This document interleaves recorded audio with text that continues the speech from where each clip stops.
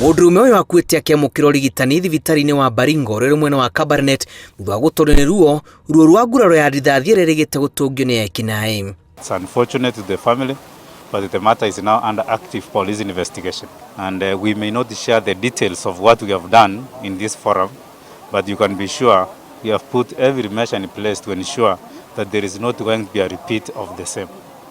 They can run, but they cannot beat the police dragnet.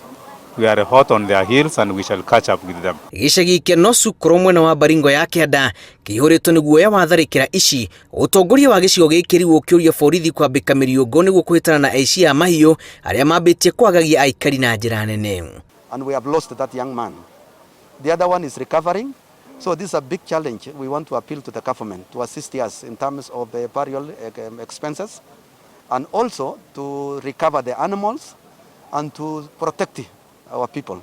Because this thing has been going on for a long time, I want to appeal to the government to reconsider maybe employing and taking our young men who are very much willing and they were there before they surrender their guns. Mũmbunge wa gĩcigo gĩkĩ nĩ ũrĩtie thirikari kũhanyũka na gũtunyũkithia mĩcinga arĩa megwatĩire hatarĩ marũa hamwe na gũtũma maabithaa borithi itũũra-inĩ rĩa Pakatiati kwĩtara na ekinaĩ. Our challenge is that as operation is going on, the bandits again are attacking us. So we don't know the sequences. We want to appeal to the government, please, can we assist this operation to be carried in full care? Maybe the resources, the food and the support to the soldiers who are doing that work. Because that's the duty of the government. We are armless as locals.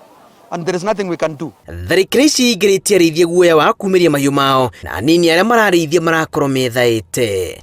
Ngĩribotera Inooro TV, njĩtagwo Julius Karĩithi wa Mũnene.